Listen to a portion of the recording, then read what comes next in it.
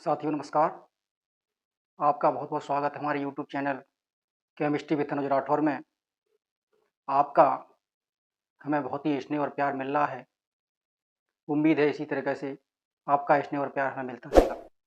आज का टॉपिक है साथियों सी सिंगल बॉन्ड एक्स आबंध प्रकृति, nature of C single bond X bond. बंध बहुत ही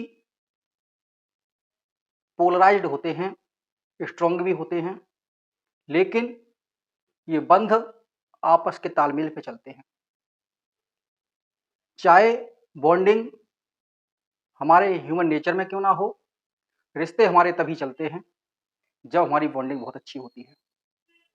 आपस में विचारों की सामंजस्यता, तालमेल जब ये ठीक बैठ जाते हैं तो हमारे रिश्ते बहुत अच्छे कामयाब होते हैं, बहुत अच्छे चलते हैं। लेकिन रिश्ते सही होने के बावजूद भी कभी कभार ये रिश्ते ध्रुवित हो जाते हैं, पोलराइज्ड हो जाते हैं, क्योंकि इन रिश्तों के बीच कहीं ना कहीं आपसी तालमेल नहीं बैठ पाता है। आज ऐसी ही घटना सी सिंगल बॉन्ड एक्स आबंध प्रकृति के बीच आपको देखने को मिलेगी। चाहे हेलो एल्केन हो या हेलो एरीन हो, इनमें कार्बन की अपेक्षा हेलोजनों की विद्युदात्मकता उच्च होती है और उच्च विद्युदात्मकता के कारण सी सिंगल बॉन्ड एक्स आबंध में जो कार्बन परमाणु है उस पर आंशिक धनावेश आ जाता है और हेलोजन तत्वों पर आंशिक ऋणावेश आ जाता है, कारण हेलोजनों की विद्युदात्मकता कार्बन से उच्च होने के कारण। तो सी सिंगल बॉन्ड एक्स इस पर आंशिक धनावेश आ जाता है और इस पर आंशिक ऋणावेश, कारण तो कार्बन की जो विद्युदात्मकता है वो हेलोजनों की तुलना में बहुत ही कम है। इस कारण हेलोजन तत्व क्या करते हैं, कार्बन से इलेक्ट्रॉन अपनी ओर खींचने का प्रभाव बनाते हैं, जिससे इलेक्ट्रॉन आंशिक रूप से कार्बन की ओर से हेलोजन तत्वों की ओर आंशिक रूप खिसक जाता है, जिस कारण हेलोजन तत्वों पर आंशिक ऋणावेश और कार्बन तत्वों पर आंशिक धनावेश आ जाता है। यह प्रकृति सी सिंगल बॉन्ड एक्स आबंध प्रकृति कहलाती है। आपको समझ में आ गया होगा। बॉन्डिंग जो थी आपस में तनाव की थी, तनाव इलेक्ट्रॉनों के बीच था। हेलोजन तत्व ने इलेक्ट्रॉन को अधिक खींचा, इस कारण कार्बन पर आंशिक प्लस चार्ज आया और हेलोजन तत्वों पर आंशिक ऋणावेश आया। नेक्स्ट टॉपिक जो इसमें है वो टॉपिक है कार्बोधनायन। कार्बोधनायन क्या होते हैं?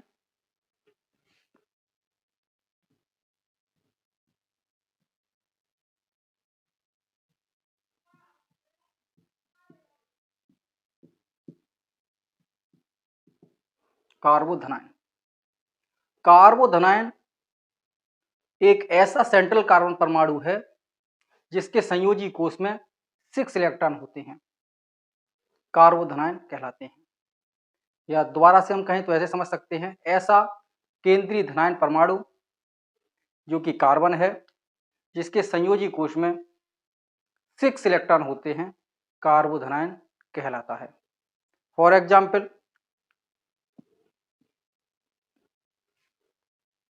सी सिंगल बॉन्ड एक्स, जब ये बॉन्ड टूटता है तो इसमें विदलन जो होता है वो होता है हेट्रोलिटिक विदलन।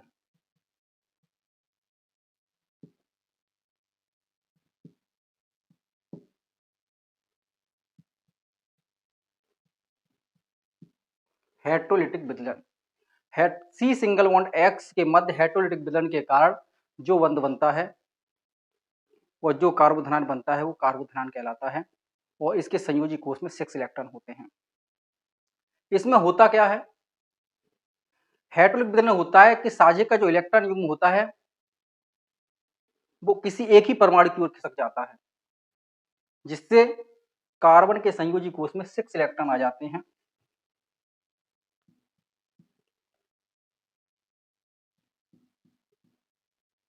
ऋणायन।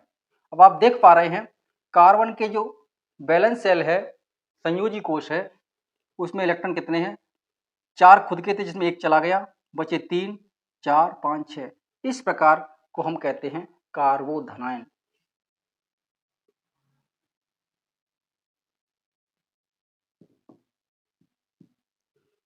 अब देखते हैं कार्बोधनायन का स्थायित्व।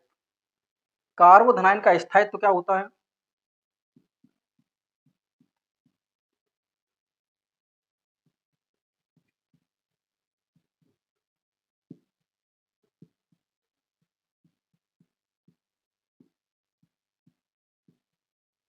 कार्बोधनायन का स्थायित्व, कार्बोधनायन का स्थायित्व स्टेबिलिटी तब बढ़ती है जब केंद्रीय कार्बन परमाणु से जो कि धनात्मक है जुड़े एल्किल समूह की संख्या जब बढ़ती जाती है तो कार्बोधनायन का स्थायित्व अपने आप से बढ़ता जाता है। तो आप सीधे संक्षेप में ऐसे समझ सकते हैं, जब कार्बोधनायन जो कि केंद्रीय कार्बन परमाणु की धनात्मक चार्ज है उस पर एल्किल समूह की संख्या बढ़ने के कारण स्टेबिलिटी उसकी लगातार बढ़ती जाती है। जैसे कि आप समझ पाएंगे,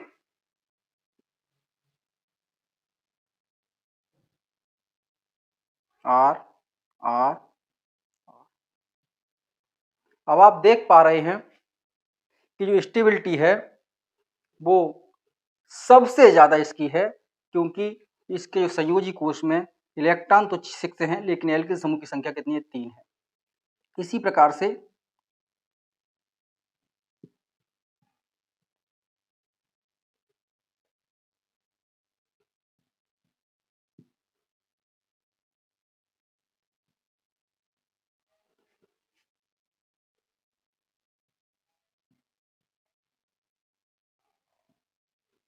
तो आप देख पा रहे हैं जो एल्किल समूह है, यहाँ पे एल्किल समूह 3 जुड़े हैं कार्बन परमाणु से, यहाँ पे 2 जुड़े हैं, यहाँ पे 1 जुड़ा है, यहाँ पे 1 भी नहीं है। अर्थात स्टेबिलिटी है वो सबसे ज्यादा ये क्रम है, स्टेबिलिटी का जो क्रम है वो सबसे ज्यादा ये है कि जिसके कार्बन परमाणु से सबसे एल्किल समूह ज्यादा जुड़े हैं तो वो कार्बोधनायन सबसे ज्यादा स्टेबल होता है। नेक्स्ट टॉपिक में देखते हैं, एल्केनों पर हेलोजनों की अभिक्रिया द्वारा हमें हेलो एल्केन प्राप्त हो जाते हैं।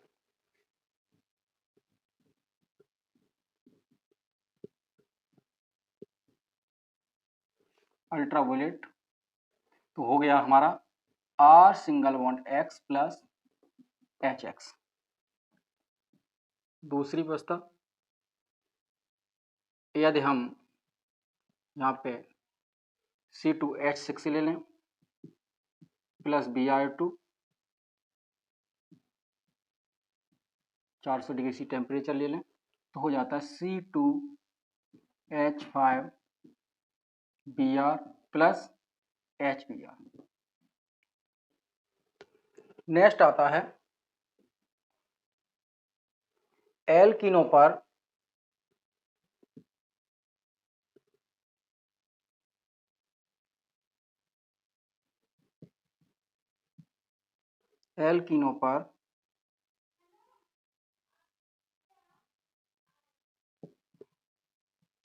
हेलोजन अम्लों की अभिक्रिया द्वारा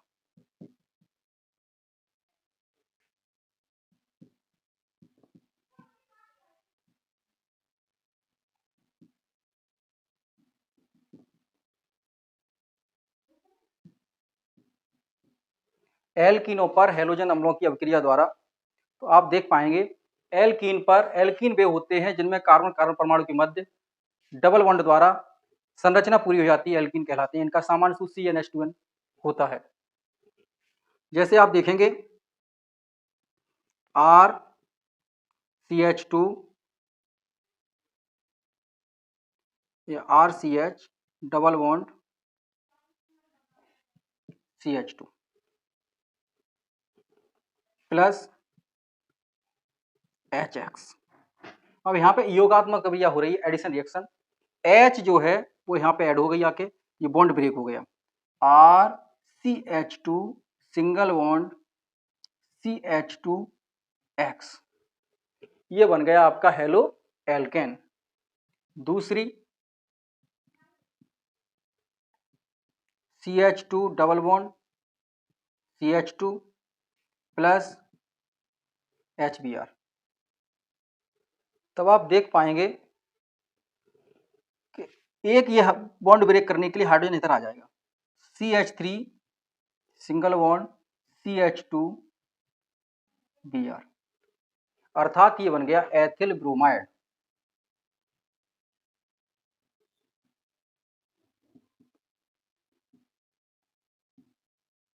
एथिल ब्रोमाइड।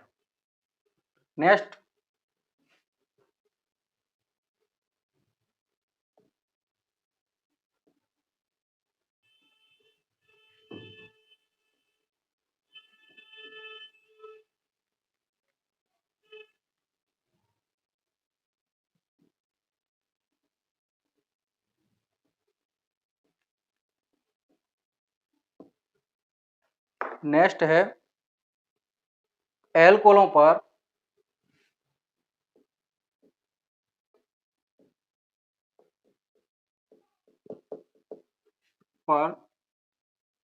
हैलोजन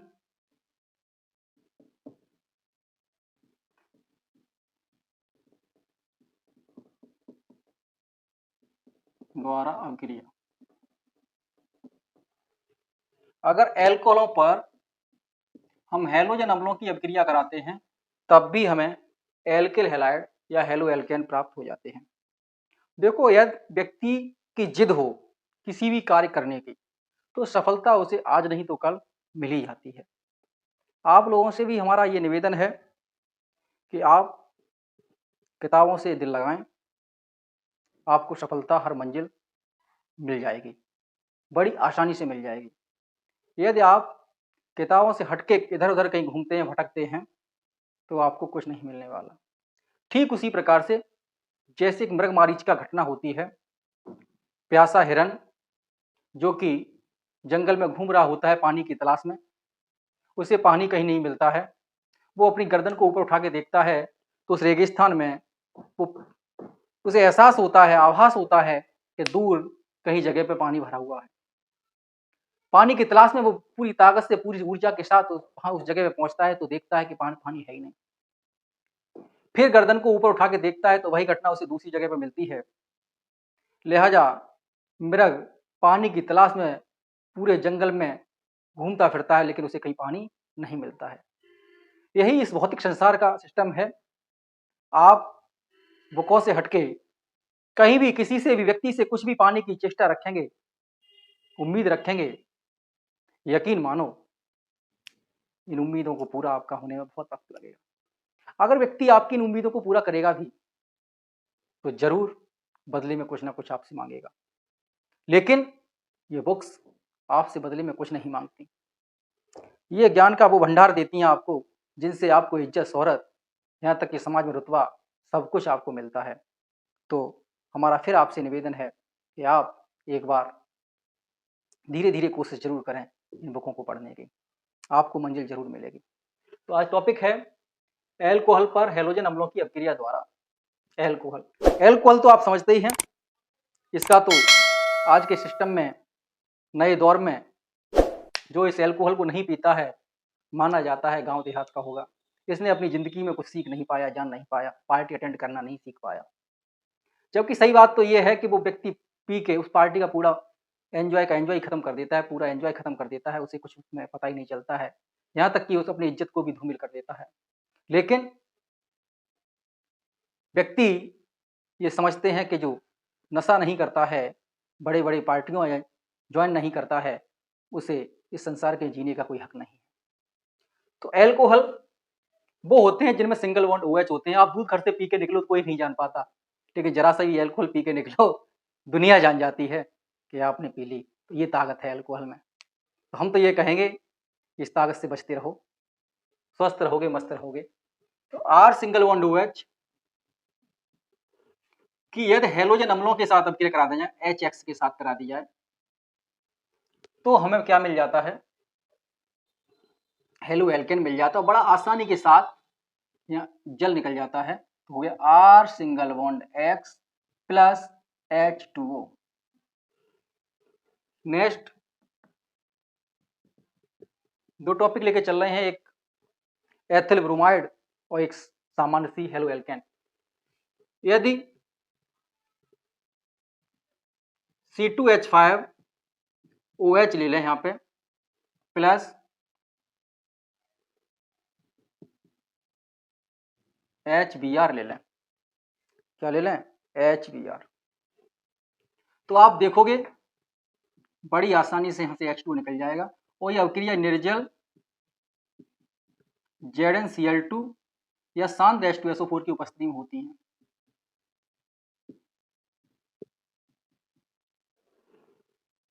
तो आपका बन गया C2H5Br प्लस H2O, इसे आप कहते हैं एथिल ब्रोमाइड।